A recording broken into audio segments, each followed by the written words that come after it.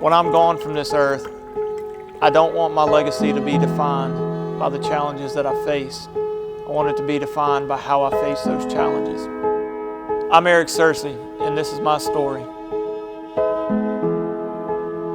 I was your average, ordinary kid growing up around the t-ball fields and the baseball fields, and I threw my first pitch whenever I was 5 years old, and I was hooked. Baseball was my life, and I worked hard to make it to the next level. It had always been my dream to play college baseball. And a few hours after I found out that that dream had come true, my life changed forever.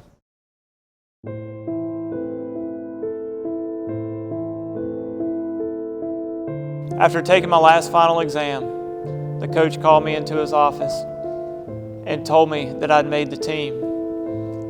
And I couldn't wait to get home and call my parents and tell them the good news. And my dad answered the phone, and he could hear the excitement in my voice. And I'll never forget what I said to my dad before I hung up the phone. I said, "Dad, I just finished my first semester of college. I made good grades. And now my dream of being a college baseball player has come true. I could not imagine life being any more perfect." After I got off the phone with my dad, I called a couple of my good buddies from high school, and they wanted to come celebrate with me that night. And that's what we did. And I remember getting in the car to go home, and the next time I opened my eyes, it was 31 days later, and I was in intensive care. And I tried to ask my parents where I was, but I had a tracheotomy in my throat breathing for me. And so they had to read my lips, and I asked them where I was. And they told me that I was in the hospital. I asked them what happened, and I'll never forget the tears rolling down their face. They said, "Eric, you got hit by a drunk driver."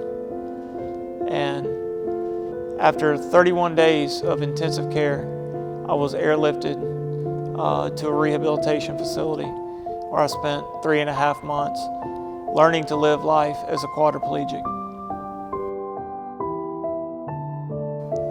It took 4 to 6 months before I regained any use of my arms.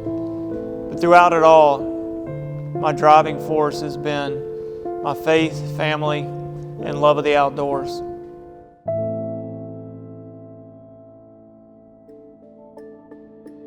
I knew I had to build a future for myself that wouldn't just be handed to me. So in 2011, my best friend and I started our crawfish farm. What started off as just a hobby with a couple of broke college kids who couldn't afford crawfish has turned into something that we had only dreamed about years ago. And through it all, it's allowed me to meet a lot of wonderful people. In 2013, I was introduced to the organization Swollfest, a nonprofit organization that every year raises hundreds of thousands of dollars to wonderful organizations such as the Muscular Dystrophy Association, the American Diabetes Association, and Our Lady of the Lake Children's Hospital. Once I found out that Swollfest was run and operated by a group of volunteers who give so selflessly of themselves and their time, I knew I wanted to be a part of it. I was asked in 2013 to come and MC the awards ceremony, and I never hesitated. I wanted to do it. But little did I know, that was just their way of getting me down to Grand Isle, Louisiana. The joke was on me.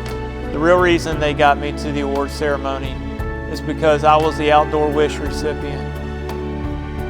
I was given an action track chair and a turkey hunting trip to Record Buck Ranch. After an unsuccessful hunt in 2014, with it being nobody's fault but my own, I continued my involvement with Swollfest as a sponsor, donating crawfish. And in 2017, I was asked to go back to Record Buck for a redemption trip. After 3 years of anticipation, it was finally time to head back to Record Buck Ranch.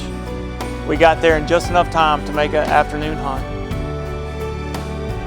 I'd never killed a turkey with my crossbow, so the first trip to Record Buck, I wanted to do it with the crossbow.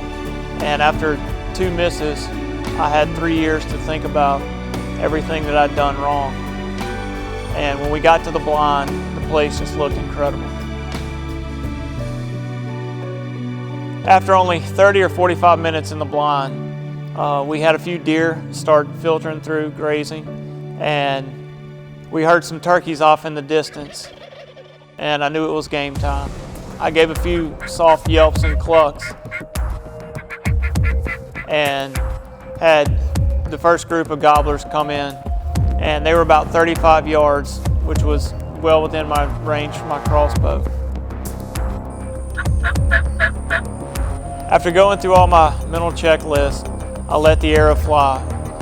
We saw the feathers fly, and we were high-fiving, thinking that I'd finally gotten it done with the crossbow. But it didn't take us too long to realize that there was no blood on the arrow. It was just feathers. So we got back in the blind, and I let the frustration get the better of me, and I decided to pick up the shotgun instead of the crossbow. And didn't take very long, called in another group of gobblers, and apparently not only do I need lessons shooting a crossbow, I need lessons with a shotgun as well, because it happened all over again.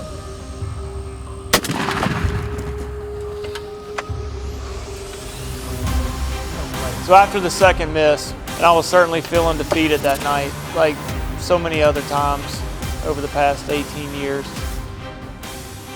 But my good buddy Justin, who just happened to be filming me on that trip, had brought along his crossbow, and he suggested that I try to use it the next morning.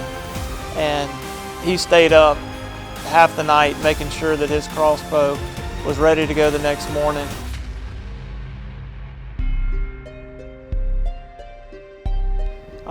Woke up the next morning and said just a quick little prayer before I got to bed, just, God, please let it happen, and please let it happen this morning.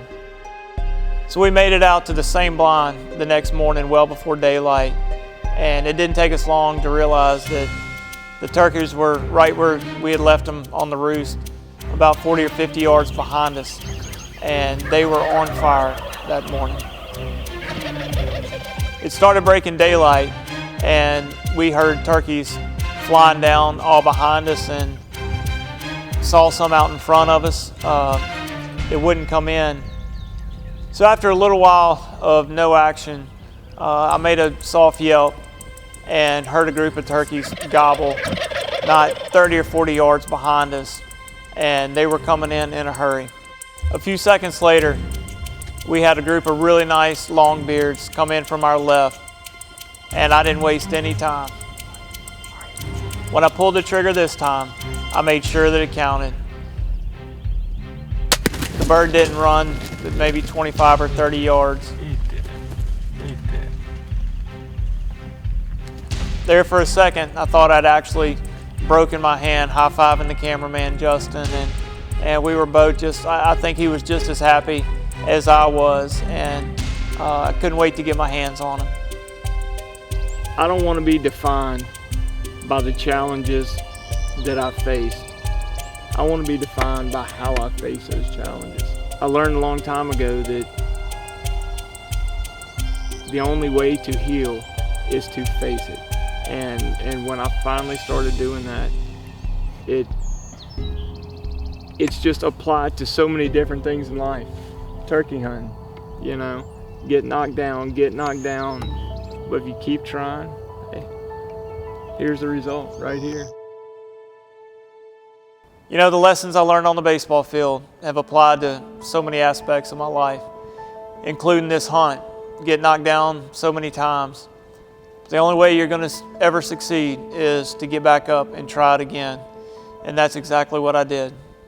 The way I see it, I've only got this one life to live. When I'm dead and gone, I don't get to come back and do it all over again. So I've got to make the most out of this one life I'm given. And I choose to do that every day. Every morning when I wake up, I choose to put a smile on my face and say this is going to be the greatest day of my life. And what not a better way to do it than with family and friends in the great outdoors.